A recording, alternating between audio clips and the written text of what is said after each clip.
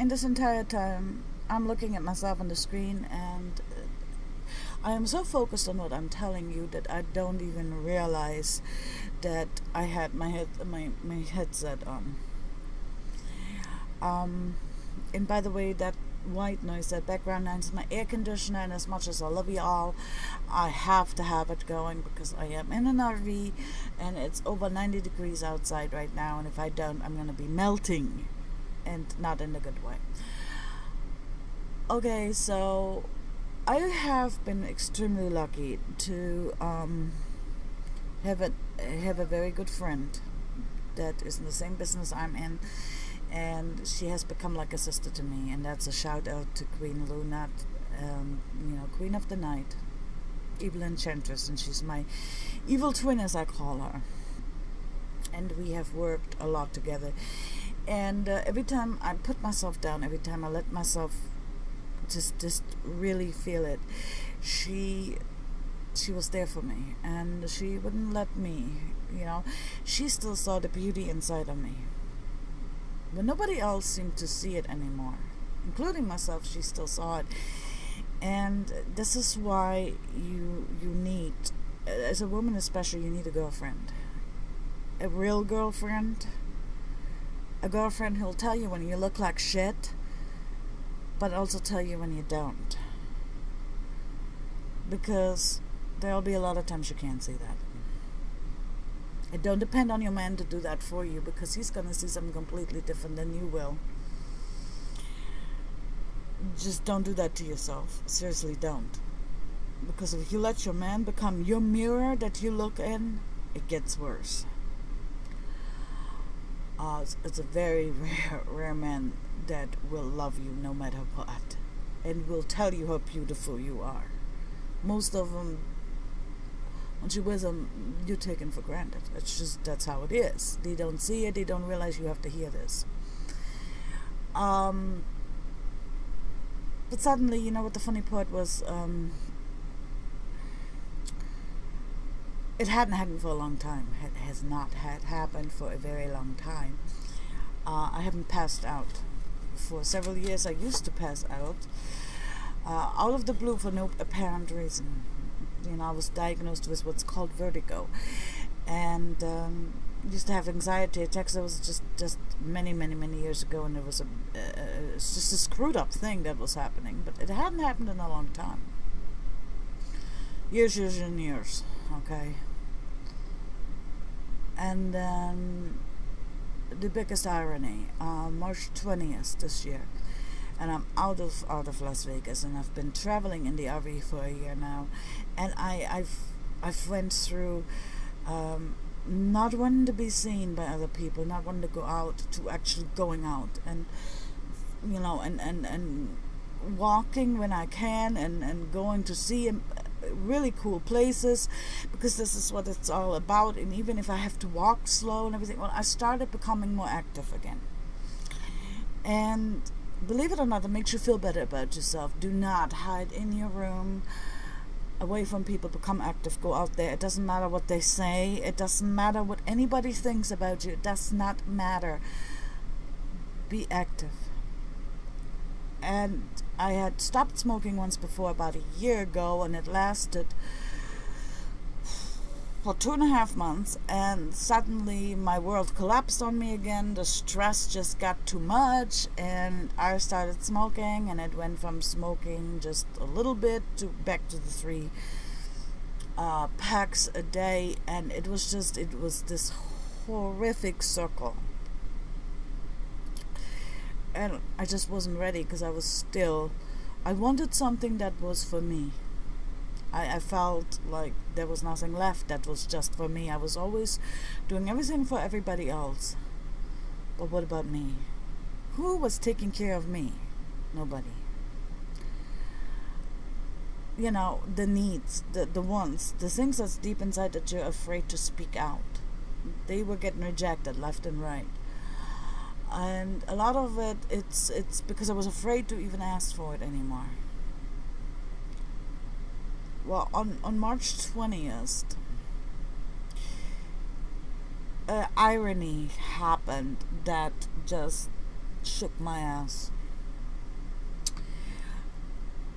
I had just literally smoked the last cigarette out of my last pack, and I would have had to either go and, ask for a right to get more, or take cigarettes that weren't mine but accessible to me, and to keep smoking. And that's what I usually would have done, and then just gotten a cigarette the next day and then deal with it.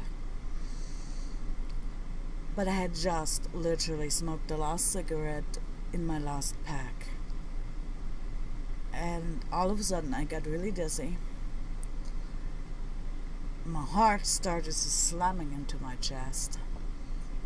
I saw little spots, and whoop, down she went on the floor. I've passed out.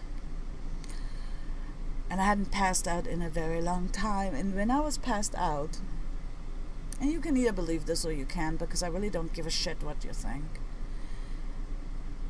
I heard the same voices that I've had in my dream for a couple of years now. And they were telling me, okay, this is it. You're gonna stop smoking, and you're gonna stop smoking for yourself. And if you don't this time, I'm really gonna start getting your attention. If you want to live longer than just a few more years, you need to stop, and you need to stop now, and you need to do it for yourself. And ironically, I did. I did not pick up another cigarette. I wanted one so bad, but I didn't. And like I said, March 21st is officially the first full day that I was smoke-free since then.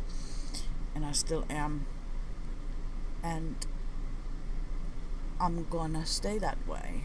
I have to.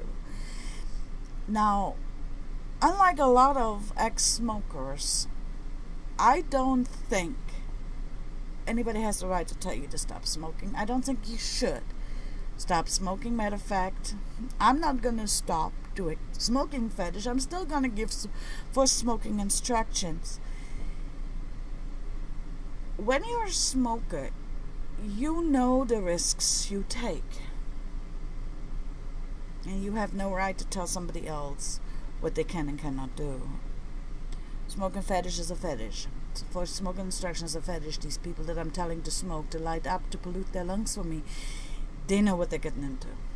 It turns them on to be that damn perverse. Okay? I'm not going to tell somebody they can't smoke around me. That's stupid. They're doing fine. They're not coughing their lungs out. Obviously, they're okay. When they feel they're ready to stop, they will stop. And if they don't, then they'll smoke till the day, they move on to the next sphere. It's not my place to try to preach to somebody what they can and cannot do. I'm all about accepting yourself. And that, believe it or not, was the very first thing that I had done for myself in a very, very long time.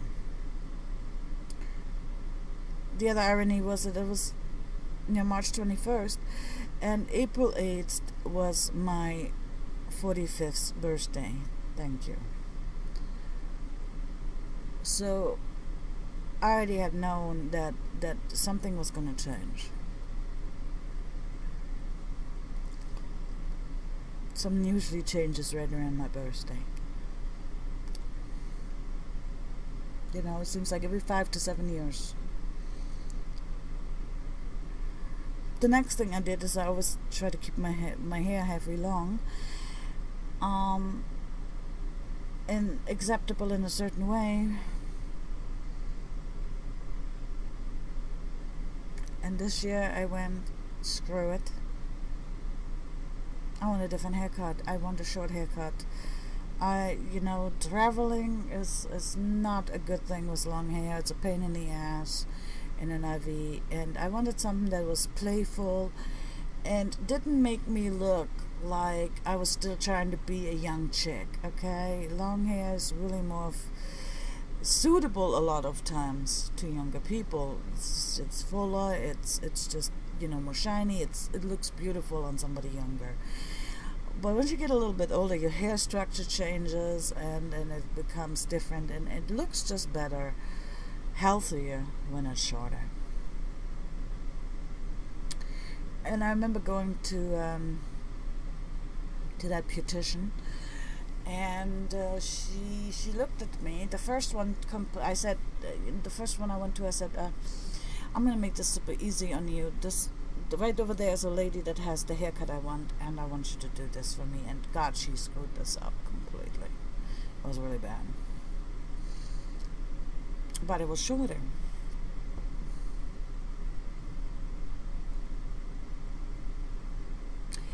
And I'll be right back.